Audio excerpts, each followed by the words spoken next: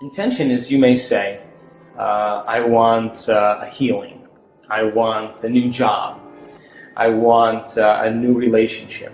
Now, the moment you ask the question, the what if question, what would it be like to be in love? What would it be like to have a new job? What would it be like to be in a new relationship, to do whatever, to be healed?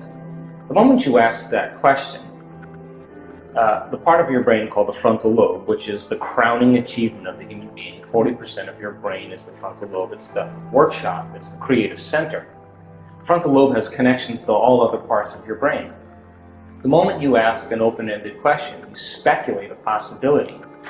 The creative center turns on and it looks out over the landscape of the entire brain and begins to call up different networks of neurons that are stored in your brain based on something you've learned intellectually, knowledge, or something you've experienced in your life. Like, well, I know what it is to be in love, or I know what it is to have a good job, or I read a book about it. And it begins to call up these different networks of neurons, and then it seamlessly pieces them together to create a new idea, a new vision.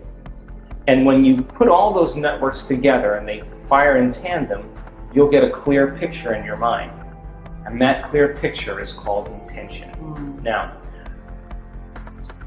the more you have conditions, or the more you have specifics about that job, like, for example, I want to make this amount of money more a year, I want to have health benefits, I want to have 3 weeks vacation, I want to travel, I want to work with great and unlimited creative people. That all is the elements that help to add to that vision. Now, the picture you get in your mind could be the word job, or it could be just an image that's personal to you. But the image then represents all of those conditions. So you can have several conditions that make up your intention. But the intention typically is a symbol. Like, you may see a retreat center that you may want to start and you have a picture of it. But once you see that picture, the next thing that happens, you start to live that dream. The moment you start to take that dream and it turns into a living motion picture, now you're in that imaginary place. And what happens is, the moment it starts taking on form and it starts taking on time, you start to experience it and all the things you're going to do, you're actually living in that future, and your brain does not know the difference between the actual event that takes place in your life and what you're imagining in your mind. We call it mental rehearsal in my work, but you're literally rewiring yourself to the future. Now your brain is no longer a record of the past. It's now, in fact, a map to the future. Now, most people stop at this level, but there's another level. Because once you have that intention, and I watched you do this, what makes the intention have life is when you combine it with that emotion. Why? Because your body is your unconscious mind. It doesn't know the difference between an experience in your life that creates an emotion and an emotion that you're fabricating by thought alone. So your body now, as the unconscious mind, is living in that future in the present moment, and you're beginning to epigenetically change your cells in preparation for that event. So then, here's the condition, the caveat. That means then you can't wait for your healing to feel wholeness.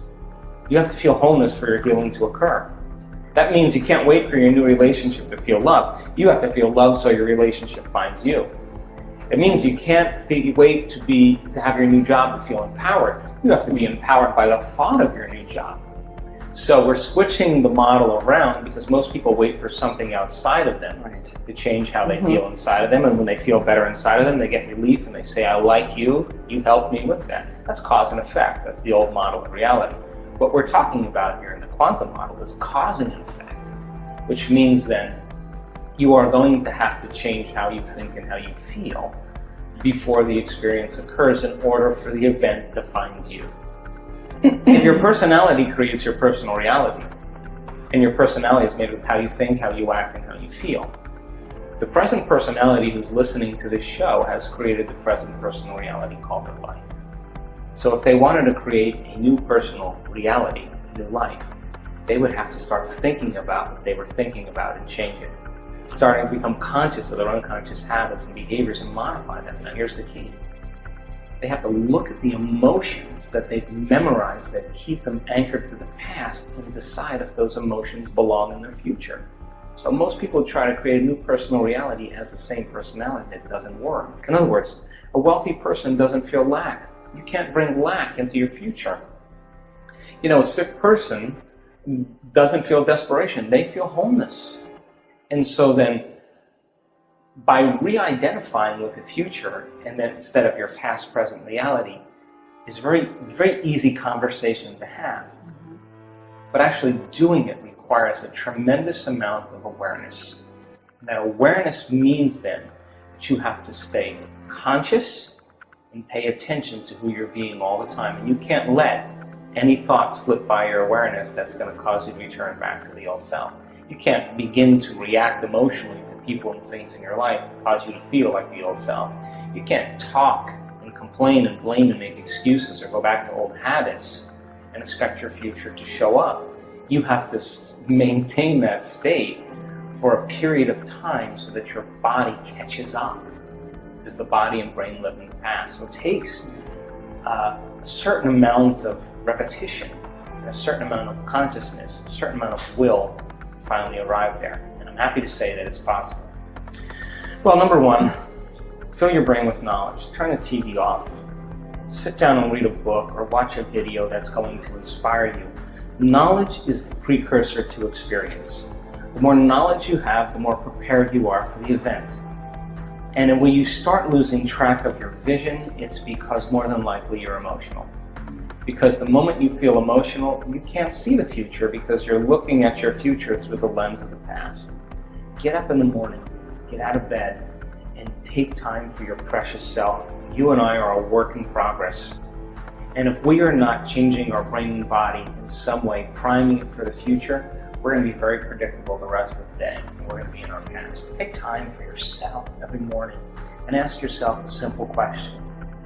One day, one lifetime, what is the greatest expression of myself I can be today? How would a great person think? How would they act? How would they feel? Can I teach my body emotionally how that future person is going to feel now? And make the deal with yourself that you're not going to get up from your meditation until you feel differently. If you do, get up and maintain that modified state of mind and body your entire day, independent of any person, anything, or experience in your life, independent of any emotional addiction or habit in your body, and independent of time. And if you can, get ready, because something unusual is going to happen in your life. That's the law. And so when synchronicities and serendipities and coincidences begin to happen in your life, unexpected events like balloons showing up in windows to remind you that the divine is present, that's an indicator that you are literally now in a dance in this world between your free will consciousness and this consciousness that's controlling all of this. And when your consciousness every day merges with that consciousness, why not be bold enough to say to the Creator, hey, Creator, I took time out of my busy day to emulate you. I'm the son and daughter of God. I am emulating you as a Creator. But here's the deal. I need a sign from you to let me know that you're real. But don't bring it in a way that I can expect, because if it comes in a way that I expect, it's nothing new. Rock my world. When that starts happening to you on a regular basis, you're less prone to judge your coworker. You're less prone to get upset in traffic. And when the mystical starts downloading data into your brain and you start having really profound experiences, there's only one thing you want to do, and that is to give. You cannot not give in that place. And you can never return back to business as usual ever again. And so, is it worth the effort? I think so. We now know that when you're analyzing your life within some emotion that's bothering you, you will make your brain worse every time, because it's those very emotions that drive your brain further into higher and more aroused states. And since the emotion is a record of the past, the person's basically thinking in the past. They can't resolve the problem from the past. When they get beyond that emotion, that's when they begin to see the answer that they've been looking for themselves. We know that. We also know that when people are living with their attention on things and objects and people, and they're living by the hormones of stress, and they're obsessing about time and obsessing about their bodies, that they have very little effects or changes in their brain.